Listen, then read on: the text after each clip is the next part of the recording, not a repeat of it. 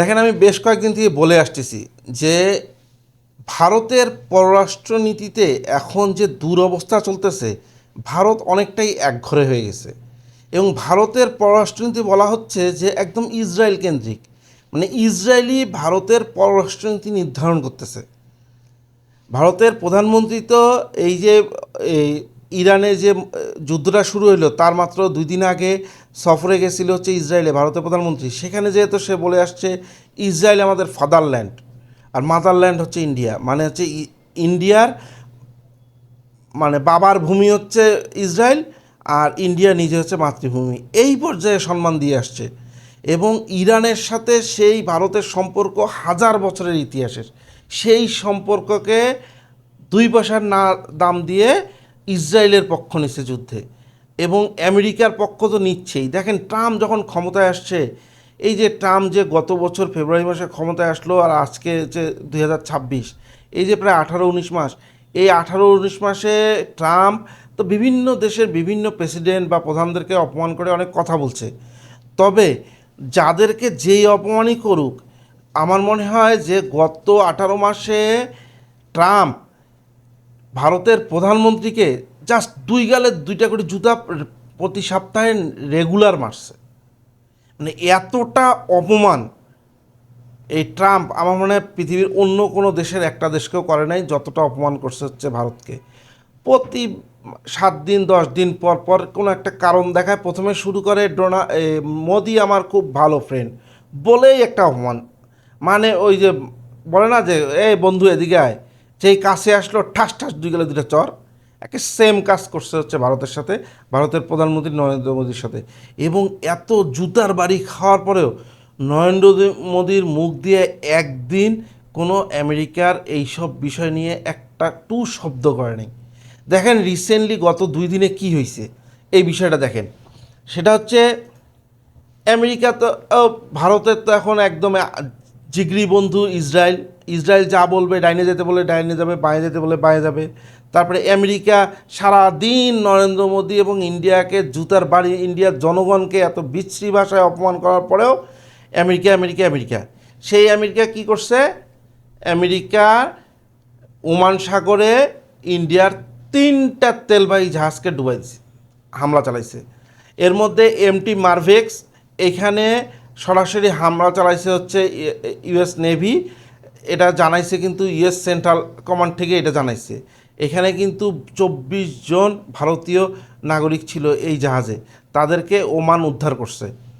আর MT সেটা বলতে আঘাত করছে ইউএসএ নেভি মিসাইল দিয়ে, সেখানে কিন্তু অলরেডি 3 জন কিন্তু সেইলরের মৃত্যু হয়েছে।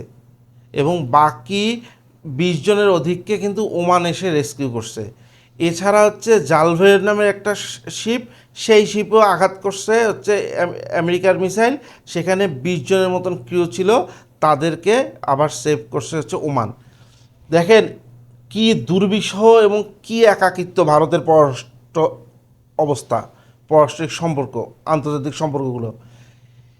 এই আঘাত হানার পরেও ভারতের সরকার থেকে শক্তভাবে কোনো প্রতিবাদ জানানো হয় নাই। ভারতের সরকার থেকে ওমানকে আপনার ধন্যবাদ জানাইছে ভারতীয় নাগরিকদেরকে উদ্ধার করার জন্য, কিন্তু এই যে 3টা শিপে আঘাত করলো আমেরিকা, হামলা চালাইলো, এই বিষয়ে কারো কোনো টু শব্দ নেই। শুধুমাত্র একটা ছোট্ট নোট দিছে হচ্ছে ভারতের মধ্যে অবস্থিত যে আমেরিকার দূতাবাস আছে, সেখানে হচ্ছে চার্জ দ্য অ্যাফেয়ার্সকে একটা চিঠি পাঠাইছে যে এই হামলাটা ঠিক হয়নি। নরেন্দ্র মোদীর মুখ দিয়ে একটা টু শব্দ বের হয়নি, একটা শব্দ বের হয়নি। বরঞ্চ হাস্যকর বিষয় কি, ভারতের 3 জন নাগরিককে হত্যা করলো এই ভূমধ্যসাগরে, ওমান সাগরে। সেখানে মোদি ধন্যবাদ জানাচ্ছে হচ্ছে ট্রাম্পকে। কারণ কেন? মোদি এখন হচ্ছে লংগেস্ট টাইম সার্ভিস, মানে প্রধানমন্ত্রী হিসেবে ভারতের সবচেয়ে দীর্ঘকালীন প্রধানমন্ত্রী পদে আছে। এই জন্য ডোনাল্ড ট্রাম্প একটা থ্যাংক ইউ জানাইছে, এবং সেটার জন্য আবার মোদি ট্রাম্পকে ধন্যবাদ জানাচ্ছে। নিজের দেশের নাগরিককে যেই দেশ হত্যা করলো, সেই দেশকে মোদি হত্যা করার পরেও একটা প্রতিবাদ না করে বরঞ্চ ধন্যবাদ জানাচ্ছে। এই হয়েছে বর্তমানে ভারতের দুর্বিষহ অবস্থা। আন্তর্জাতিক সম্পর্কে। সিঁদুর অপারেশনের সময় লক্ষ্য করছেন যে ভারতের তো এত বিশ্বস্ত বন্ধু রাশিয়া, এত বিশ্বস্ত বন্ধু ইরানরা ছিল, সিঁদুর অপারেশনেও কিন্তু একটা দেশ সরাসরি ভারতের পক্ষ নেয়নি। সবাই গা বাঁচানো একটা করে স্টেটমেন্ট দিছে, না এই ধরনের হামলা হওয়া ঠিক না, পয়েলগাঁতে যেটা হয়েছে এটা আসলে কন্ডেম করা উচিত।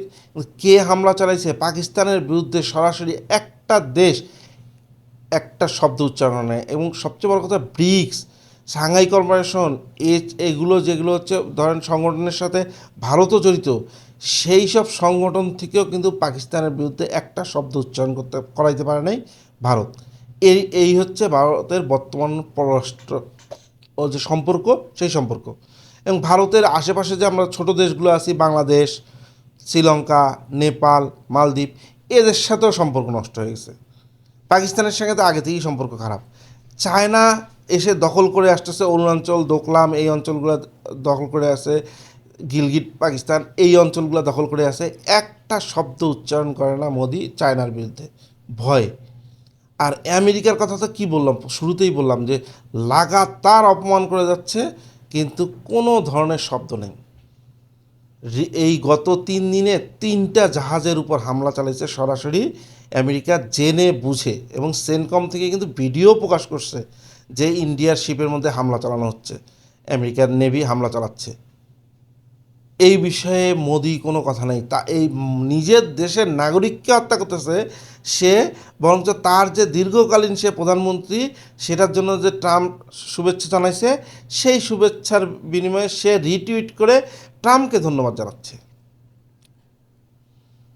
ভারতের পররাষ্ট্রনীতি একটা সময় মানে একদম ওপেন ছিল, প্রত্যেক কোনো ব্লকে ছিল না, তারা প্রত্যেকটা দেশের সাথে ভালো সম্পর্ক ছিল। এবং ভারতের পররাষ্ট্রনীতি চলতো সম্পূর্ণ স্বতন্ত্রভাবে, নিজেদের স্বার্থ রক্ষা করে। এখন আর ভারতের পররাষ্ট্রনীতি নিজেদের স্বার্থ দেখার মতন মানে ক্ষমতাই নেই, সক্ষমতাই শেষ। এখন ইসরায়েল যা বলবে, আমেরিকা যা বলবে, ভারত তাই শুনবে। এবং এতটা খারাপ অবস্থা যে আমেরিকাকে কথায় চলতেছে তাদের পররাষ্ট্রনীতি, আমেরিকার কথায় রাশিয়ার তেল নেওয়া বন্ধ করে দিচ্ছে, আমেরিকার কথায় ইরানের সাথে সম্পর্ক খারাপ করছে, আমেরিকার কথায় তুরস্কের সাথে সম্পর্ক করছে, সবার সাথে খারাপ সম্পর্ক করছে। তবুও এই আমেরিকাই আবার বিভিন্ন স্যাংশন দিচ্ছে, একাধিক স্যাংশন দিচ্ছে, সেইটা নিয়ে কোনো শব্দ উচ্চারণ করতে পারতেছে না। এই আমেরিকা ইন্ডিয়ার জাহাজকে ডুবাই দিচ্ছে, ভূমধ্যসাগরে তেলের জাহাজকে, ইন্ডিয়া একটা শব্দ উচ্চারণ করতে পারতেছে না। নরেন্দ্র মোদী আসলে যতটা না ভারতের প্রধানমন্ত্রী, তার থেকেও বেশি ইসরায়েল এবং আমেরিকার পোষা কুকুরে পরিণত হয়েছে। আমেরিকা বা ইসরায়েল যদি বলে আওয়াজ কর, তখন মোদি ভুক ভুক করে, এই চুপ থাক, এই চুপ থাকে। আর এই যে অজিত দেওয়াল, জয়শঙ্কর, এগুলো নিয়ে হচ্ছে আমেরিকার ভারতের গদি মিডিয়া বহুত লাভ হয়। ভারতের গদি মিডিয়া তাদের কি লেজার আই, তারপরে আরও কি কি বলে। কিন্তু এদের গত 12 বছরে এদের দক্ষতা হচ্ছে শূন্য। পাকিস্তান থেকে যেসব জঙ্গি হামলার কথা এরা বলে, একটাও প্রতিরোধ করতে পারেনি। এবং সবচেয়ে বড় কথা, প্রতিরোধ করতে না পারলেও পরবর্তীতে ওগুলোর প্রমাণপত্র সেগুলোও দেখাতে পারেনি। তার মানে গোয়েন্দা সংস্থারও অবস্থা কতটা খারাপ। এবং বাংলাদেশে দেখলেন একটা, বাংলাদেশে একটা যে আওয়ামী লীগের বিরুদ্ধে যেই আন্দোলন হলো, সেই আন্দোলনে দেখা গেছে যে রয়ের এত প্রভাব বাংলাদেশে, কিন্তু এই অজিত দোভালের কিছুই বুঝতে পারেনি। কিছু মানে এই শেখ হাসিনা পালানোর 1 ঘন্টা আগেও রয়ের মানে জয়শঙ্কর নিজে কিন্তু পার্লামেন্টে বলছে যে আমরা তেমন কিছুই জানতাম না। এই হয়েছে গোয়েন্দা সংস্থা অবস্থা। ওই মাঝে মাঝে ওই যে গুন্ডা পান্ডা বা মাস্তান ভাড়া করে এই দেশে ওই দেশে অ্যাসাসিনেশন করাচ্ছে, সেগুলো কিন্তু বড় বিষয় না। আপনার নিজেরও টাকা থাকলে, আপনার যদি এখন অনেক টাকা থাকে, আপনি যদি কাউকে টাকা দেন, আমেরিকায় টাকা দিয়ে বলেন যে ওকে অমুককে অমুককে হিট করো, করতে পারে। এতে বিশাল গোয়েন্দা সংস্থার কিছু হলো না। গোয়েন্দা সংস্থা হচ্ছে যে আগাম সতর্কতা জানা এবং আগাম নিজের দেশের নিরাপত্তা নিশ্চিত করা। সেই ক্ষেত্রে বর্তমানে এই ভারতের কিন্তু গোয়েন্দা সংস্থাও ডাউন, জয়শঙ্করের পররাষ্ট্র অবস্থা সেটাও ডাউন। পাশাপাশি নিজেদের দেশে তো মনে করেন এই যে প্রশ্নপত্র ফাঁস এখন রেগুলার বিষয় হয়ে গেছে।